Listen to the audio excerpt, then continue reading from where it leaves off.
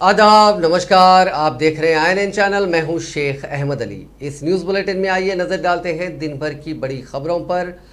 सबसे पहले बात करते हैं क्रिकेट की। कोलकाता में खेले गए आखिरी T20 मैच में हिंदुस्तान ने न्यूजीलैंड को 73 रनों से हराकर 3 मैचों की सीरीज 3-0 से जीतकर अपने नाम कर ली।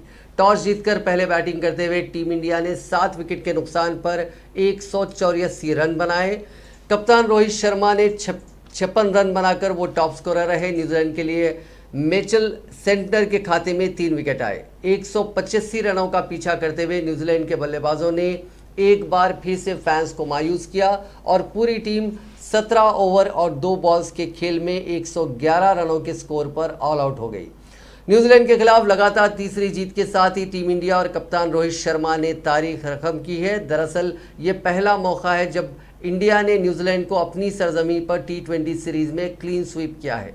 2012 में पहली बार दोनों मुल्कों के बीच घरेलू सीरीज खेली गई थी। उस वक्त MS धोनी टीम के कप्तान थे और कीवी टीम ने 2 मैचों की सीरीज में इंडिया को 1-0 से हराया था। वहीं 2017 में टीम इंडिया ने विराट कोहली की कप्तानी में 3 मैचों की सीरीज में न्यूजीलैंड को 2-1 से मात दी थी। इंडिया ने सीरीज जरूर जीती थी लेकिन क्लीन स्वीप का मौका टीम को नहीं मिल सका था। लेकिन इस बार रोहित एंड कंपनी ने 3-0 से सीरीज जीतकर तारीख रकम की है।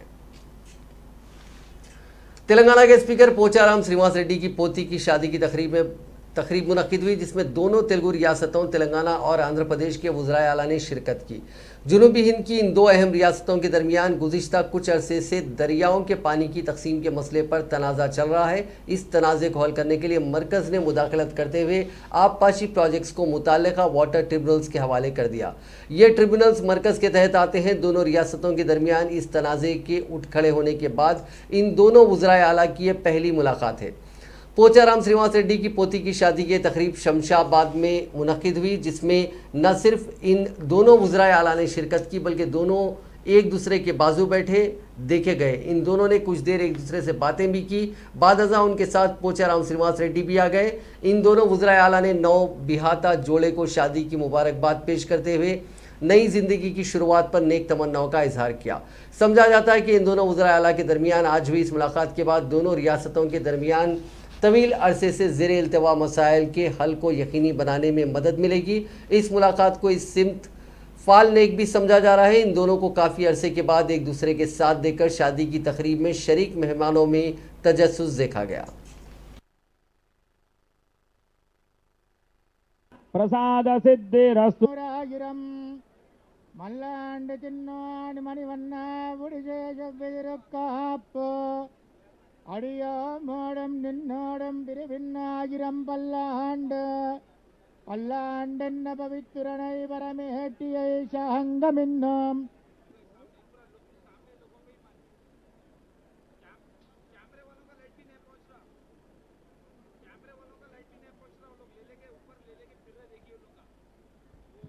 खुलसे बंडी ओके 5 मिनट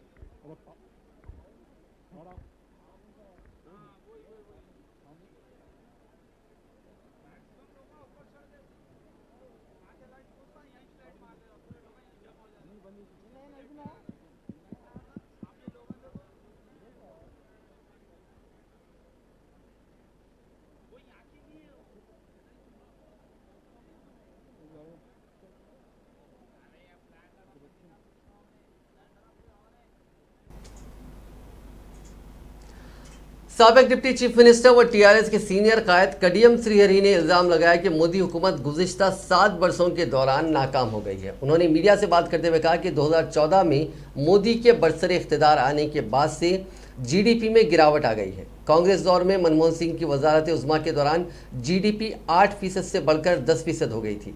इसके बरक्स मोदी हुकूमत में GDP में गिरावट हो गई और ये 6 से 4% तक पहुंच गई। उन्होंने नाकामी के सिलसिले में बीजेपी कायदीन से सवाल किया। अपनी क़यामगाह पर मीडिया से बात करते हुए साबिक वजीर ने कांग्रेस हुकूमत बिलखुसूस जवाहरलाल नेहरू की किसानों के मफाद में भाखरा नंगल नागार्जुना सागर और SRSP प्रोजेक्ट्स की तामीर पर सताइश की। उन्होंने कहा कि सनती शोबे को नेहरू ने अव्वलीन तरजीह दी थी, ताहम उन्होंने किसानों की मदद के लिए पॉलिसियों पर अमल आवरी नहीं की। उन्होंने इल्ज़ाम लगाया कि मोदी के पास कोई विजन या मंसूबा नहीं है। बीजेपी कायदीन को यह जवाब देना चाहिए कि GDP में बेहतरी क्यों नहीं आई। उन्होंने कहा कि चंद्रशेखर राव की क़यादत में तेलंगाना हुकूमत ने गुज़िश्ता 7 वर्षों में गैर मामूली तरक्की की है। जीएसडीपी की शरह 10% है। मुल्क की मईशत में तेलंगाना का अहम रोल है। उन्होंने कहा कि कांग्रेस हुकूमत ने ग़िज़ाई सलामती कानून लाने, अवामी निज़ाम तकसीम के इक़दाम करते हुए ग़िज़ाई सलामती के बेशतर इक़दाम किए। अक़ल तरीन इमदादी कीमतें, agriculture and processed food products export development authority का क़याम किसान तबके के मफाद में किया गया। ताहम मोदी हुकूमत ने उन 3 ज़राई क़वानीन के ज़रिए ज़राअत के शोबे को बर्बाद करने की कोशिश की। उन क़वानीन के ज़रिए इन सनतकारों और ताजरों की मदद की जा रही है जो बैंक के कर्ज़ेजात की अदायगी में नाकाम हो गए हैं। मोदी हुकूमत ने 7 वर्षों में 10,60,000 करोड़ रुपए की माफ़ी की है। उन्होंने मोदी हुकूमत से पूछा कि किसानों को मदद देने 1 लाख करोड़ रुपए सालाना अलॉट क्यों नहीं किए गए। उन्होंने मोदी हुकूमत से ख्वाहिश की कि मुल्क में ज़राई पैदावार की खरीदी की जाए। कडियम श्रीहरी ने मोदी हुकूमत को मुखालिफ किसान, मुखालिफ दलित और पसमानदा तबकात के लिए तहफ़्फ़ुज़ात के ख़िलाफ़ करार देते हुए कहा कि मरकज़ी हुकूमत अवामी शोबे के इदारेजात को फ़रोख्त करने की कोशिश कर रही है। अगर ये इदारेजात खानगी कंपनियों को फ़रोख्त किए गए तो SC, ST, BC तबकात के लिए तहफ़्फ़ुज़ात का कानून नहीं होगा। इससे उन तबकात को काफ़ी नुकसान होगा।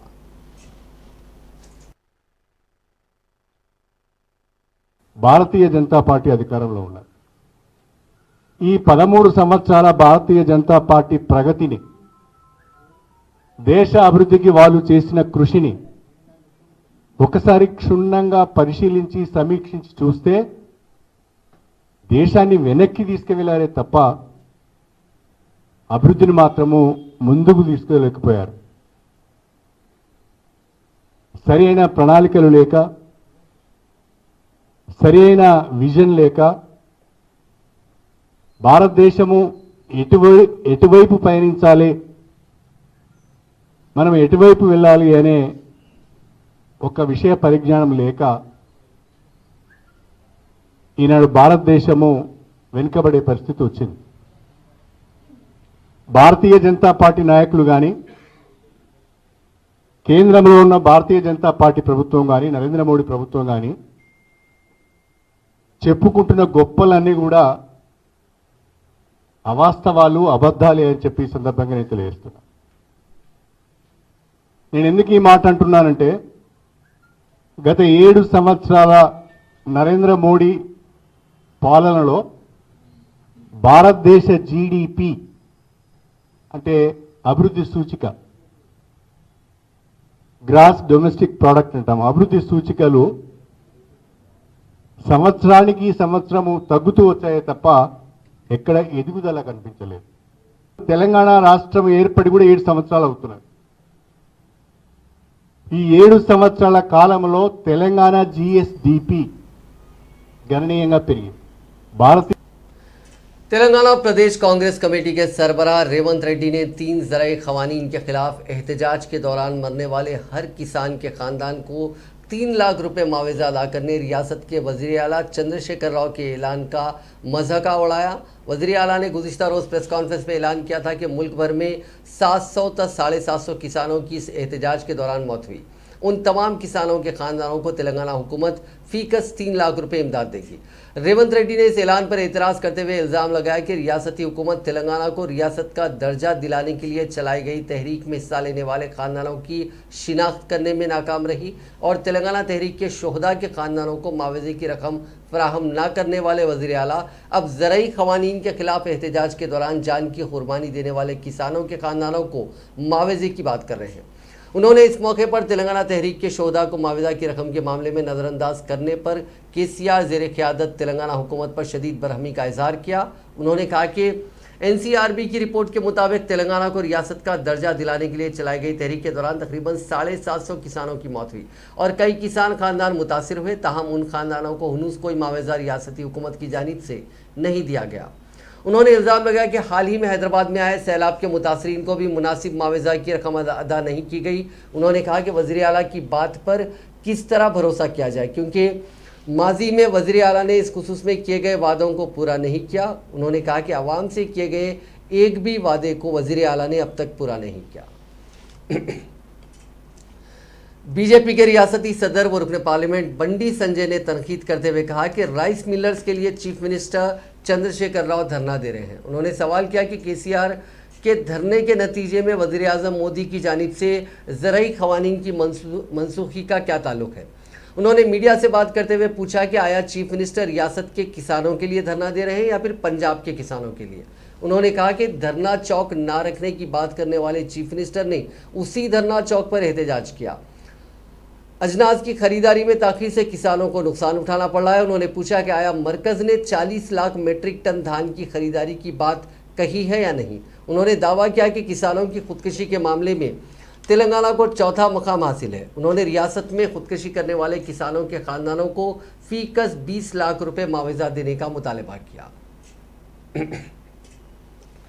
रियासती महकमा सेहत सरकारी दवाखानों में गुरूब आफ्ताब के बाद पोस्टमार्टम का आगाज़ करेगा। इससे महलूकीन के अरकान ख़ानदान को सहूलत होगी और आज़ा के अतियात देने की तशहीर भी की जा सकेगी। वजारत सेहत और ख़ानदानी बहबूद की जानिब से मंजूरा पोस्टमार्टम के नए प्रोटोकॉल पर अमल करते हुए गुरूब आफ्ताब के बाद सरकारी दवाखानों में पोस्टमार्टम करने का फैसला किया गया। डायरेक्टर तिब्बी तालीम डॉक्टर रमेश रेड्डी ने नए प्रोटोकॉल पर अमल करते हुए पोस्टमार्टम करने की हिदायत देते हुए मेडिकल एजुकेशन के तहत टीचिंग हॉस्पिटल्स के प्रिंसिपल्स और सुपरिंटेंडेंट्स को अहकाम जारी किए हैं। उन्होंने कहा कि तेलंगाना के सरकारी दवाखाने इंफ्रास्ट्रक्चर का जायज़ा लेंगे। दवाखाने रात में होने वाले तमाम तरह के पोस्टमार्टम की वीडियो रिकॉर्डिंग को यकीनी बनाएंगे ताकि किसी भी किस्म के शुबे को खारिज अज़ इम्कान करार दिया जा सके और मुस्तक़बिल में क़ानूनी मकासद के लिए उसका हवाला दिया जा सके। उन्होंने कहा कि आज़ा के अतिये के लिए पोस्टमार्टम तरजीह बुनियादों पर किया जाना चाहिए और दवाखानों में गुरूब आफ्ताब के बाद पोस्टमार्टम किए जाएँ जहाँ पर मामूल की बुनियाद पर ऐसे पोस्टमार्टम किए जाते हैं। डायरेक्टर ने ताहम कहा कि खुदकशी के लिए मजबूर करने, खुदकशी, असमत रेजी, मशक़शुदा नाशा और मुश्तबा साजिश जैसे ज़मरों में आने वाले केसेस के पोस्टमार्टम रात के औकात में नहीं किए जाने चाहिए। आंध्र प्रदेश में सैलाब की सूरत हाल बनी हुई है जहां बड़े पैमाने पर तबाही मची है। जुनूबी और मशरिक को जोड़ने वाली रेल और सड़कों का राब्ता टूट गया है क्योंकि दरियाए पेन्ना में तेज़ मौजें उठ रही हैं। पाडू गोपाडू में सड़क को हुए नुकसान के बाद ज़िले नेल्लूर में ट्रैफिक के लिए चेन्नई कोलकाता कौमी शाहराह 16 को बंद कर दिया गया। चेन्नई विजयवाड़ा रूट पर तकरीबन 17 एक्सप्रेस ट्रेनों को मनसूख कर दिया गया क्योंकि पाडू गोपाडू इलाके की ट्रेन की पटरियों पर पानी जमा हो गया है। दीगर ट्रेनों को भी मनसूख कर दिया गया है या फिर उनके रुख को मोड़ दिया गया। स्टेट डिज़ास्टर मैनेजमेंट अथॉरिटी ने कहा कि ज़िले नेल्लूर के सोमाशीला रिजर्वायर से 2 लाख से ज़्यादा क्यूजिक्स पानी को छोड़ा गया। नेल्लोर बस स्टेशन पर सैकड़ों मुसाफिर फंस गए हैं क्योंकि बस खिदमात रोक दी गई हैं। श्रीकालाहस्ती से आने वाली गाड़ियों को टोटम बेडू चेक पोस्ट के करीब रोक दिया गया और उनके रुख को पामोर और दासरी की सिमत मोड़ दिया गया। कड़पा शहर में 3 मंजिला इमारत इतवार की सुबह की अवलीन सातों में गिर पड़ी। ताहम इसमें किसी के जानी नुकसान की कोई इत्तला नहीं मिली क्योंकि इस वाक़े से पहले ही इसमें रहने वाले महफूज मकाम पर मुंतकिल हो गए थे। दरियाए पापागनी का पुल टूट गया जिसके नतीजे में नेल्लोर पाडू गोपाडू स्टेशनों के दरमियान ट्रेन की पटरियां बह गई और पापागनी व पिन्ना दरियाओं में पानी की सतह में इजाफे से चेन्नई कोलकाता कौमी शाहराह को नुकसान पहुंचा है। बारिश की वजह से काफ़ी यहां तबाही हुई है। पापागनी दरिया का यह पुल 50 मीटर तक टूट गया। अहदेदारों ने बताया कि इसकी तामीर 44 बरस पहले अमल में लाई गई थी। ताड़ी पटरी कड़पा की ट्रैफिक के रुख को भी दूसरी रूट की तरफ मोड़ा गया है। इस तबाही की वजह से करीब कड़पा में रेलवे स्टेशन में 900 मुसाफिरीन फंसे हुए हैं क्योंकि मुख्तलिफ मकामात पर पटरियों में शुगाफ के बाद रेलवे हुक्काम ने ट्रेन खिदमात को मनसूख कर दिया गया है। शदीद बहाव के नतीजे में तुंगाभद्रा, पेन्ना, सुंकेसीला दरियाओं में पानी का शदीद बहाव देखा जा रहा है। नेल्लूर की दरियाए पेन्ना में पानी की सतह में इजाफा हुआ जिसके नतीजे में नेल्लूर में कोवूर के करीब नेशनल हाईवे 16 का राब्ता टूट चुका है। कांग्रेस के साबिक सदर राहुल गांधी ने आंध्र प्रदेश में सैलाब से बड़े पैमाने पर तबाही पर अफसोस का इजहार किया। राहुल गांधी ने इस खुसूस में किए गए ट्वीट में इस सैलाब में अपने रिश्तेदारों से महरूम अफराद से ताज़ियत का इजहार किया। उन्होंने साथ ही रियासत के कांग्रेस के कारकुनों से ख्वाहिश की कि वो मुमकिन तरीक़ों से मुतासरीन की मदद करें। अब बात कोरोना वायरस की। पिछले 24 घंटों में तेलंगाना में 22,902 अफराद का कोरोना का टेस्ट किया गया जिसमें 103 अफराद मुस्बित पाए गए। इसी दौरान एक और फर्द की इस मोजी वायरस से मौत हो गई जिसके बाद मरने वालों का मजमूई आंकड़ा 3,981 हो गया। रियासत में अब भी 3,575 अफराद का कोरोना का इलाज जारी है।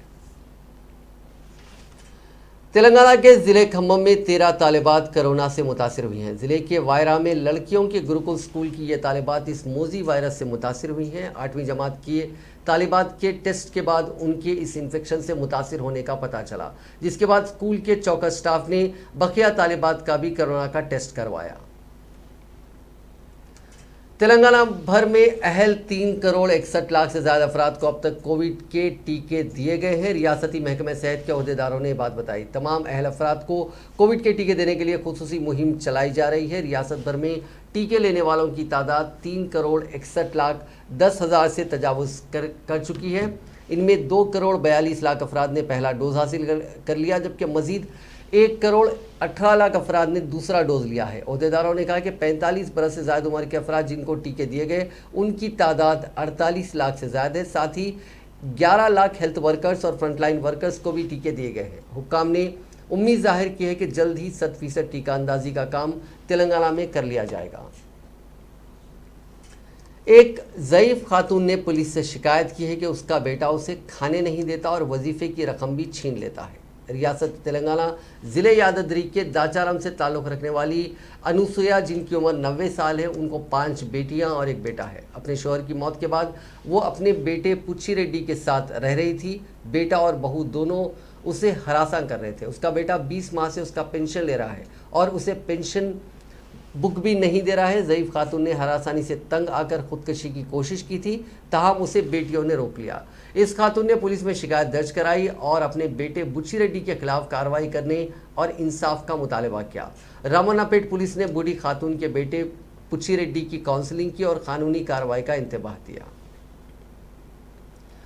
तेलंगाना के नलगुंडा ज़िले में पुलिस की पेट्रोलिंग गाड़ी में शराब की गैर कानूनी मुंतकली में मदद करने के इल्ज़ाम में एक सब इंस्पेक्टर को मुअत्तल कर दिया गया। तफसीलात के मुताबिक ज़िले नलगुंडा के वाडेपल्ली पुलिस स्टेशन की पेट्रोलिंग गाड़ी को आंध्र प्रदेश पुलिस ने पकड़ लिया, जिसमें श्रावण कुमार नामी कांस्टेबल शराब के कार्टून आंध्र प्रदेश मुंतकिल कर रहा था।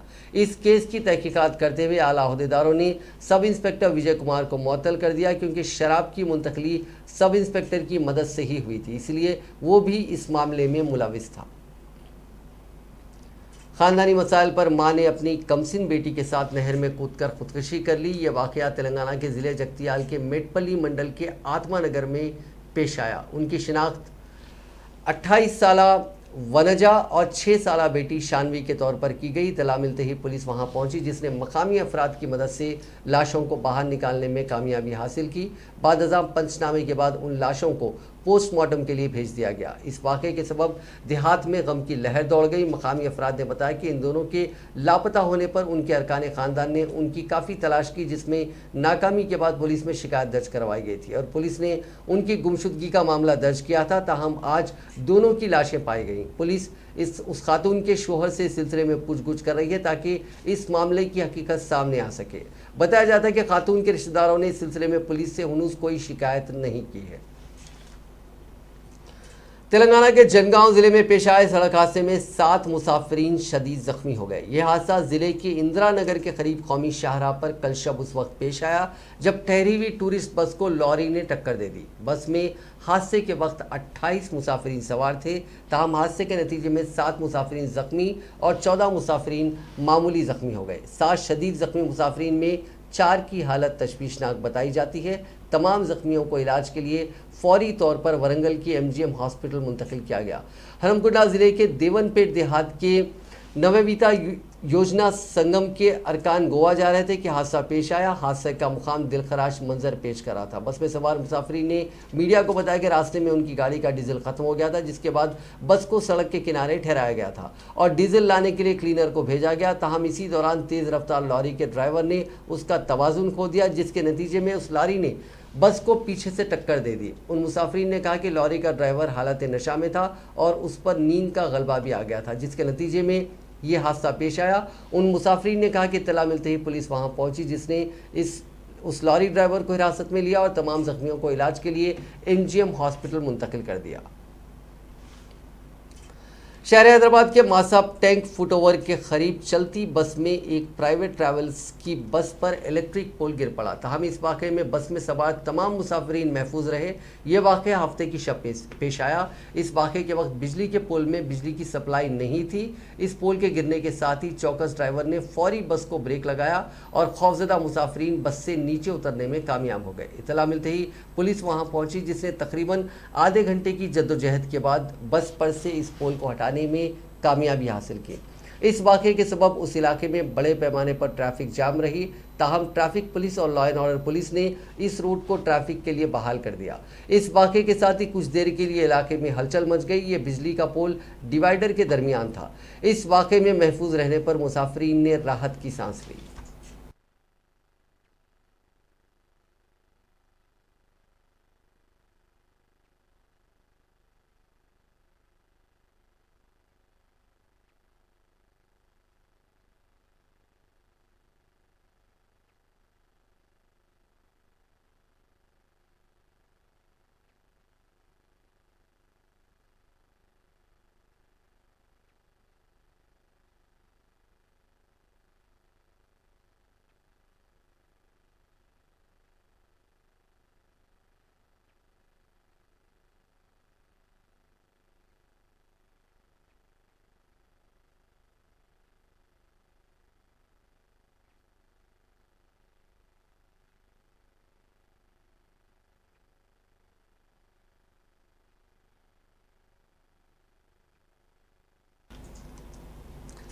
आदि बटला की आउटर रिंग रोड पर ठहरी हुई लॉरी को एक और लॉरी ने टक्कर दे दी। इस हादसे में 2 अफराद हलाक और एक शदीद जख्मी हो गया। यह हादसा इतवार की सुबह की अवलिन सातों में पेश आया।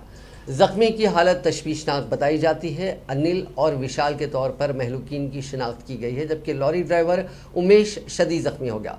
पुलिस के मुताबिक एक और लॉरी के ड्राइवर रामलू ने रावरेला आउटर रिंग रोड पर विंड्राला के करीब लॉरी को ठहराया। वो अपनी लॉरी के विंड स्क्रीन को साफ कर रहा था कि दूसरी लॉरी ने उसको टक्कर दे दी। ड्राइवर ने ठहरी हुई लॉरी को नहीं देखा, जिसकी वजह से ये टक्कर पेश आई। जायद मुनाफे का लालच देकर 300 लोगों से 2 करोड़ रुपए की रकम बटोरने वाली एक शातिर खातून 32 साला पल्लवी रेड्डी साकिन पीरजादी गुड़ा और उसके साथी पी संजय 34 साला साकिन दमानी गुड़ा को हैदराबाद की जवाहर नगर पुलिस ने गिरफ्तार कर लिया। पल्लवी रेड्डी ने एक मोटरसाइकिल शोरूम को कायम किया और इसकी 2 दीगर ब्रांचेस भी चला रही थी। उसने मोटरसाइकिल की कुल रकम का 60% अदा करने पर 40% डिस्काउंट की पेशकश करते हुए आवाम से रकम हासिल कर रही थी और 20% अदा करते हुए मोटरसाइकिल को फाइनेंस पर दिला रही थी और बाकी रकम को जो 12 एक साथ पर अदा करनी पड़ती है वो रकम खुद अदा करती थी, जिसके लिए उसने मजीद 4 अफराद को इस स्कीम से जोड़ने की शर्त रखी थी। इस तरह के दीगर 2 स्कीमात के जरिए वो अपना गैर मजाज कारोबार कर रही थी। इस खातून के खिलाफ एक लड़की ने शिकायत की थी। पुलिस के मुताबिक पल्लवी रेड्डी ने 50% अदा करते हुए 100 दिन इंतजार करने पर गाड़ी फराहम करने की स्कीम को भी शुरू किया था। इन स्कीमों के जरिए उसने 300 लोगों से 2 करोड़ रुपए हासिल किए थे। पुलिस ने दोनों को गिरफ्तार करते हुए अदालती तहवील में दे दिया। ठंडी हवा के लिए कार की खिड़की से सर बाहर निकालने वाली लड़की का सर इलेक्ट्रिक पोल से टकरा गया, जिसकी वजह से उसकी मौत हो गई। यह हादसा रियासत आंध्र प्रदेश के ज़िले मशरकी गोदावरी में पेश आया। 25 साला लोहित रानी नामी लड़की अपनी सहेलियों के साथ तफरीह के लिए कार में जा रही थी कि मौजू बारगोपुड़ी के पास ठंडी हवा के लिए लड़की ने कार की विंडो से अपना सर बाहर निकाला। इसी दौरान कार सड़क से उतर गई और लड़की का सर इलेक्ट्रिक पोल से टकरा गया और उसकी मौत हो गई। तूफान के असर और पड़ोसी रियासतों में जारी शदीद बारिश की वजह से हैदराबाद में वक्फे से बारिश का सिलसिला जारी है। आज सुबह से ही मौसम अबर आलूद है। हैदराबाद और सिकंदराबाद के कई इलाकों में हल्की या तेज़ बारिश हो रही है, जबकि बाज़ मकामात से बूंदाबांदी की शिकायत उसूल हुई है। सर्द हवाएं चल रही हैं और बारिश की वजह से मौसम काफ़ी सर्द हो गया है। दर्जे हरारत में कमी देखी जा रही है। वाज़ेह है कि महकमे मौसमियात ने यह पेश क़यासी की थी कि रियासत को तूफ़ान का ख़तरा टल गया है, लेकिन बारिश हो सकती है।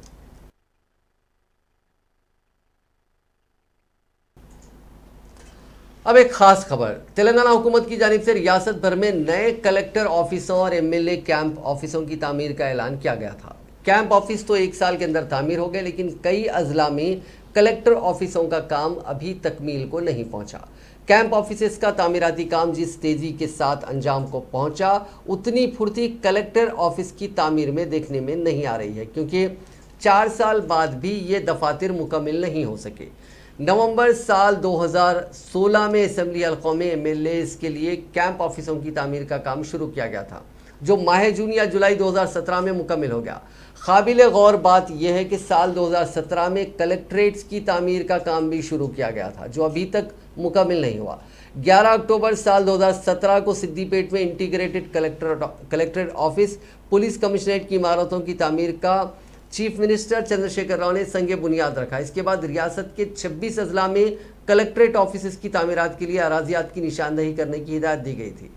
इसके बाद मुलुक और नारायणपेट अजला की तश्कील दी गई। उसके बाद उन इमारतों की तादाद में इजाफा हो गया। उस वक्त तक सिर्फ सिद्दीपेट, कामारेड्डी, राजन्ना सिरसिला, निज़ामबाद, जगतियाल, विकाराबाद और हनमकुंडा अजला में ही कलेक्टर ऑफिसों का काम मुकम्मल हुआ, जबकि मुलुग, नारायणपेट, आदिलाबाद, करीमनगर, वरंगल अजला में अभी उनका काम शुरू नहीं हुआ है, जबकि आसिफाबाद, महबूबाबाद, मेदक, कुत्तागुड़म, गदवाल, मंचरियाल, सूर्यापेट, जयशंकर, भोपालपल्ली, खम्मम, निर्मल अजला में तामीराती काम जारी है।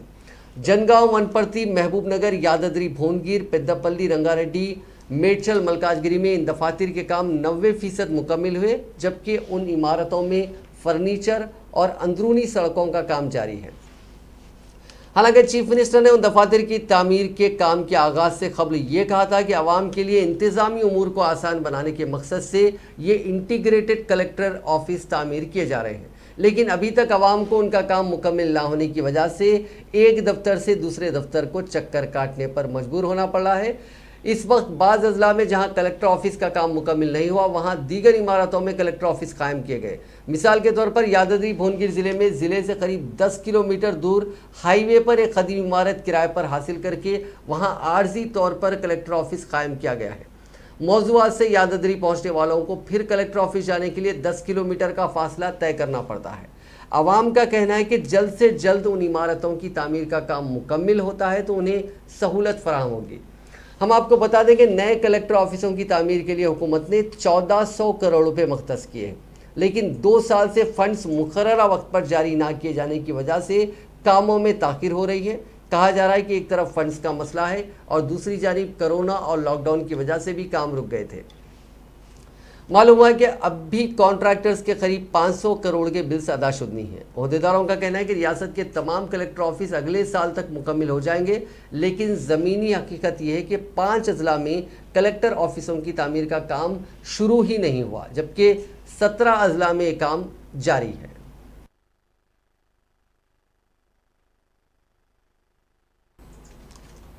अब एक और दिलचस्प खबर, मकानात, दुकानात की तामीरात वगैरह में वास्तु का ख्याल रखा जाता है, लेकिन अब तेलंगाना में हॉस्पिटल्स में भी वास्तु के मुताबिक तामीरात की जाएंगी। रियासती हुकूमत की जानिब से वास्तु को कितनी अहमियत दी जाती है, ये बात किसी से ढकी छिपी नहीं है। सभी इस बात को बेहतर तौर पर जानते हैं और इसका मुशाहिदा तश्कील तेलंगाना के बाद से किया जा रहा है। ताज़ा तौर पर नए मेडिकल कॉलेजेस और सुपर स्पेशलिटी हॉस्पिटल्स की तामीर के मामले में भी वास्तु का मसला हायल हो गया है। मालूम हुआ है कि उनकी तामीर के लिए एक्सपर्ट्स कमेटी की जानिब से जो डिज़ाइन दिया गया वो वास्तु के मुताबिक नहीं है, इसीलिए उनके डिज़ाइन में तब्दीली का मंसूबा बनाया गया। हम आपको बता दें कि रियासत में 8 मेडिकल कॉलेजेस, वरंगल में सुपर स्पेशलिटी हॉस्पिटल, हैदराबाद के अतराफ तामीर करवाए जाने वाले 3 हॉस्पिटल्स के लिए मेडिकल एक्सपर्ट्स की तजवीज़ के मुताबिक आर्किटेक्ट्स ने डिज़ाइन तैयार किया था। 2 रोज़ कबल रियासती वज़ीर प्रशांत रेड्डी की क़यादत में R&B और हेल्थ ऑफिसर्स के साथ एक इजलास तलब किया गया। इस इजलास में बाज़ आर्किटेक्ट्स कंपनियों ने अपने अपने डिज़ाइन पावर पॉइंट प्रेजेंटेशन के जरिए दिखाए। मालूम हुआ कि इजलास में शरीक हुकूमत के वास्तु कंसल्टेंट सुधाकर तेजा ने कहा कि ये डिज़ाइन वास्तु के मुताबिक नहीं है और वास्तु के मुताबिक डिज़ाइन में तब्दीली की तजवीज़ पेश की गई। साइंटिफिक तरीक़ेकार के तहत तामीर करवाए जाने वाले हॉस्पिटल्स में वास्तु के मुताबिक तरमीम पर ओहदेदार हैरतज़दा है। हेल्थ एक्सपर्ट्स का कहना है कि हॉस्पिटल में लैब, डायग्नोस्टिक्स सेंटर्स, वार्ड की तामीर में वास्तु से ज़्यादा सेफ्टी इंतहाई अहम होती है।